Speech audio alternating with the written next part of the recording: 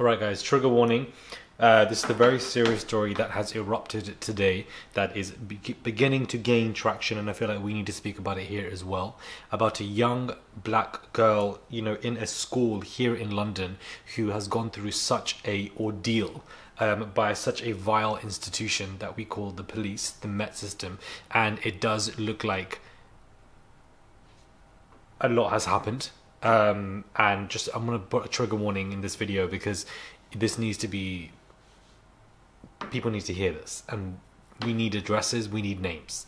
Hey guys, it's Murad Murali. Hopefully you guys are all doing well. Back at it again. Let's get into this video, guys, daily and consistent. So I'm gonna just show you guys what's been happening. For those of you that don't know what the hell's going on, it's beginning to gain a lot of traction. The London mayor has also spoken on it as well, and this is basically the story. A young black schoolgirl, young by the age of 15, guys, was strip searched by the Met Police whilst on her period after being wrongly suspected of carrying cannabis. The traumatic search by officers took place at the girls' school without another adult present and the knowledge that she was menstruating. It concluded that the strip search should never have happened, was unjustified, and that racism was likely to have been an influencing factor. According to the report, the impact on the secondary school pupil, referred to as Child Q, was profound, and the repercussions are obvious and continuously ongoing. Family members described her as changing from a happy-go-lucky girl to a timid recluse that hardly speaks. Scotland Yard, the police, have apologised and said the incident should never have happened. It said the police arrived at the school after being called by teachers, who said they were concerned that the teenager had a possession of drugs because she smelt of cannabis. She was taken to the medical room and strip searched by 2 female officers, while teachers remained outside. During the ordeal, her intimate parts were exposed and she was asked to take off her sanitary towel, according to the review. Nothing was found. She was then sent home by taxi, later sharing her distress with her mother. Her family strongly believed the strip search was a racist incident, and the review found that her experiences are unlikely to have been the same had she not been black. During her engagement with the safeguarding review, Child Q was spoken to and shared a written account of her experiences. The following statements made by Child Q reflect the significant impact the incident had upon her. She told the review, "Someone walked into the school where I was supposed to feel safe, took me away from the people who were supposed to protect me, and stripped me whilst on my period. On the top of preparing for the most important exams of my life. I can't go a single day without wanting to scream, shout, cry, or just give up. I feel like I'm locked in a box and no one can see or cares that I just want to go back to feeling safe again. My box is collapsing around me and no one wants to help. I don't know if I'm going to feel normal again. I don't know how long it will take to repair my box. But I do know this cannot happen to anyone ever again. All the people that allow this to happen need to be held responsible. I was held responsible for smell, but I'm just a child. The main thing I need is space and time to understand what has happened to me and exactly how I feel about it and getting past this exam season. I need to know that the people who have done this to me cannot do it to anyone else ever again. In fact, so no one else can do this to any other child in their care, things need to change with all organizations involved. Even I can see that." Disgusting. It is said it is highly likely that adultification bias was a factor, where adults perceive black children as being older than they are because they seem to be more streetwise. It reads, the disproportionate choice to strip search Child Q is unlikely to have been disconnected from her ethnicity and her background as a child growing up on an estate in Hackney. In a written statement to the review, the girl said she cannot go on a single day without wanting to scream, shout, or cry. She said all the people that allowed this to happen need to be held responsible. Her mother told the review that she is a changed person. She is not eating anymore. Every time I find her, she's in the bath, full of water, and sleeping in the bath. Guys, what the hell? This is disgusting. Not communicating with us, she's used to, as she used to, doesn't want to leave her room, panic attacks at school, doesn't want to be on the road, screams when she sees hears the police, when sleeping, screaming in her sleep, I have to watch it. She continued. Child Q was searched by the police and was asked to go back into the exam without any teacher asking her about how she felt, knowing what she had just gone through. Vile. Their position in the school is being part of the safeguarding team, but they were not acting as if they were part of that team. This makes me sick. The fact that my child had to take a sanitary towel off and put the same dirty towel back on because they would not allow her to use the restroom to clean herself. What the hell? Her mother also feared the police officers' body-worn cameras may have been on during the search, but Scotland Yard did not confirm this. Child Q was subjected to humiliating, traumatizing, and utterly shocking treatment by police officers, actions that were wholly disproportionate to the alleged incident to which they had been caught. This is exacerbated by the fact that the strip search was carried out at school, a place where the child had an expectation of safety, security, and care. Instead, she was let down by those who were mean to protect her. The police must stop inexcusable behaviors and mindsets in order to properly serve all our diverse communities. This is ridiculous. It is truly regrettable on our behalf of the Met Police. I'd like to apologize to the child, her family, and the wider community. Apology does not cut it. Are you mad? An apology does not cut it. We need addresses. We need addresses.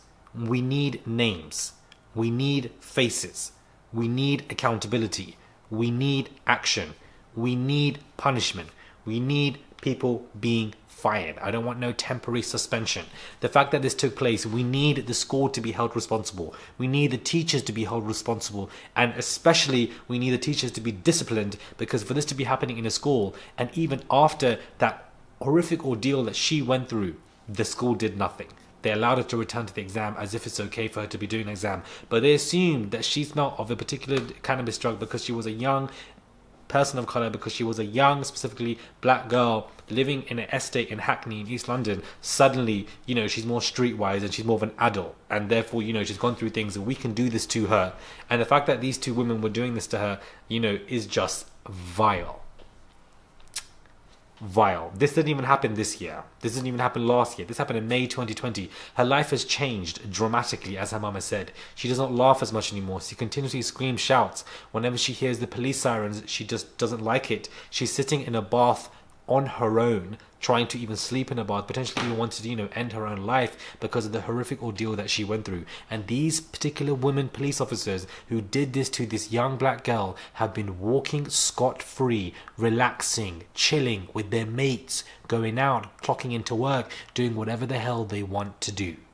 But if anything happened to them at that tender age of 15, they would also be traumatized. But they've been walking around scot-free like everything is okay.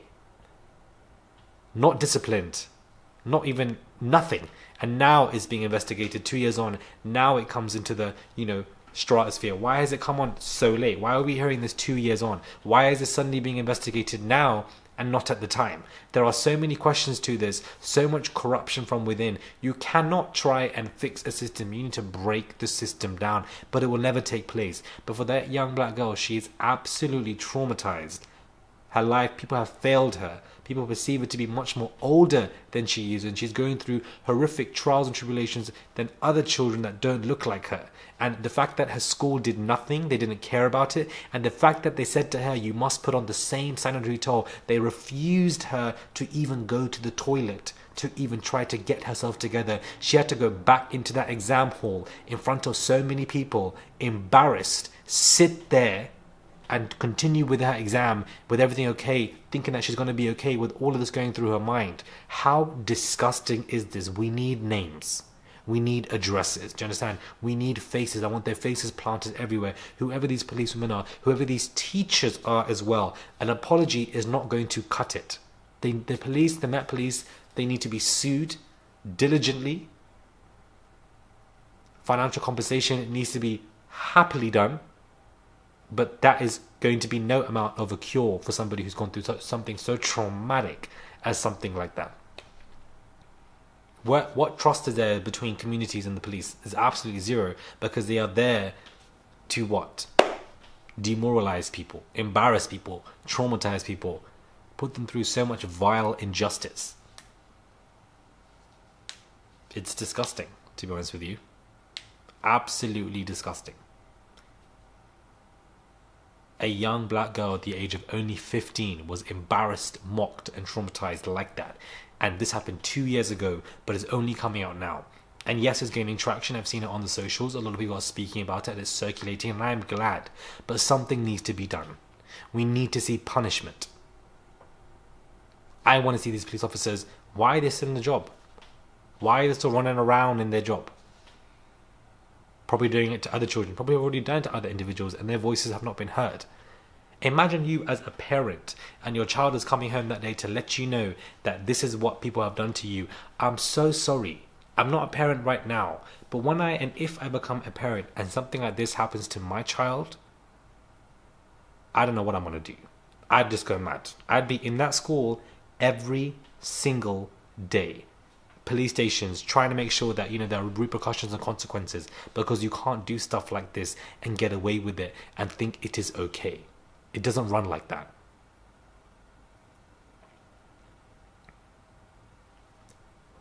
If, like, I would go mad. I would go absolutely insane. Such a violation of privacy.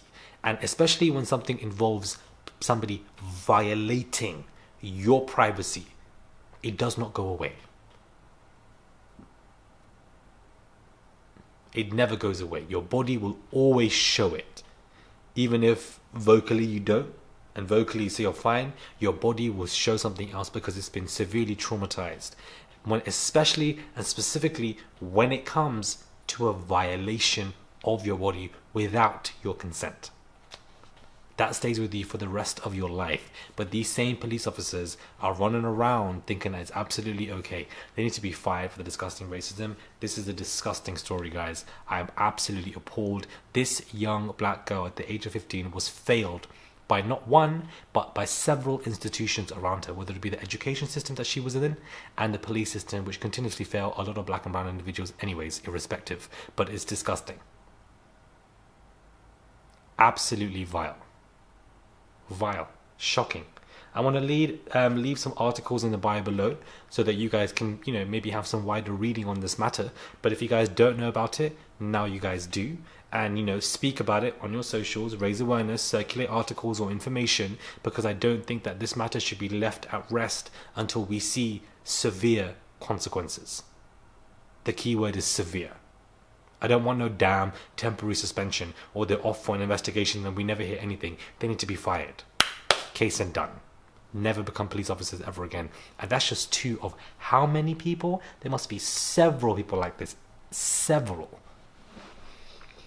Not even allowed to clean herself off, but you want to be back in the exam hall to be doing her work. Are you dumb? Are you actually stupid? Are you tapped? Are you mad? Like, who do you think you are? Disgusting. Our younger generations are being failed by people like this, and we need to raise our voices and speak about matters like this, because this is barbaric. This is diabolical. I'm so sorry. This is actually it's a mad story, and the more I read about it, the more it makes me go mad. The fact that this all happened and it was suddenly okay and nobody's done anything, and it's been 2 years since, and those girls have been walking around scot-free. Disgusting. Disgusting. Do you think this happened to this young black girl if she was white? No, they wouldn't. They would think, oh, you know, cannabis probably comes from something else. They wouldn't even assume it's like, this is, yeah. Okay, I'm going to leave articles below. I'm disgusted.